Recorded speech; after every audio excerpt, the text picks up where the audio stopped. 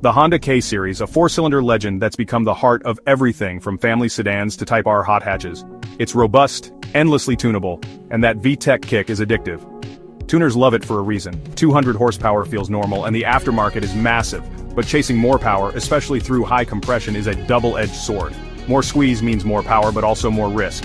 Push the compression too far without the right upgrades and you're flirting with disaster. The K-Series is tough, but not invincible. If you want a high-compression build that's both fast and reliable, you need to understand the risks and do it right.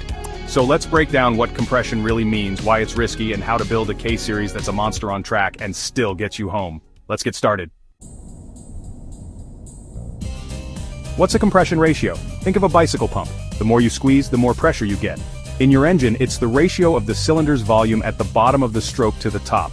A K24. A2 runs about 10.5-1. Great for power and efficiency on pump gas. Tuners push this higher, 12.5-1,13, 1 or more, for extra power. But higher compression means more stress on every engine part. Rods, crank, bearings, bolts. The heat and pressure don't just rise, they skyrocket. That factory safety margin? Gone. Now your engine is ultra-sensitive to fuel quality, temperature, and tuning. The line between power and destruction gets razor thin. The biggest threat to a high-compression engine? Detonation, also called knock.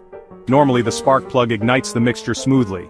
With knock, heat and pressure cause chaotic, uncontrolled explosions. The result: metallic pinging, shattered pistons, broken rods. Pump gas, 91 or 93 octane, can't always handle the pressure of a high-compression build. Add heat and the risk of knock skyrockets. A good tune helps, retarding timing, enriching fuel, but it can't fix bad fuel chemistry. Run too much compression on weak fuel and you're gambling with your engine's life. It might survive gentle driving, but push it hard and something will give. The weakest part, ringland, piston or rod, will fail, often catastrophically. That's how high compression dreams become expensive nightmares. Take Alex, who built a high compression K24 for his Civic Type R. He installed 13.5-1 pistons, but kept stock rods and bolts and ran pump gas with a quick street tune. At first, the car felt amazing. Instant throttle, big power. He ignored the occasional pinging, convinced it was nothing. Then during a spirited drive, disaster struck. A loud crunch, smoke, and a dead engine. Post-mortem detonation hammered a piston until it failed, and a stock rod snapped, punching a hole in the block. Oil and coolant everywhere, engine destroyed. All because the build cut corners on rods, fuel, and tuning. High compression without proper support is a recipe for failure. Alex's dream motor became a cautionary tale. Don't be Alex. High-compression K-Series builds can be incredible if you do it right. Start with strong forged rods and pistons plus upgraded fasteners. Use quality bearings and head studs to keep everything together. If you're going above 12.5-1, standard pump gas won't cut it. Switch to high-octane fuel like E85 or race gas, and upgrade your fuel system to match. E85 offers high octane and cooling, letting you run more timing safely.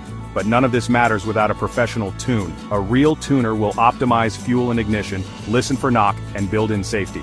The right parts, fuel and tune, turn a risky build into a reliable powerhouse. That's how you get a K-Series that's fast, fun, and built to last.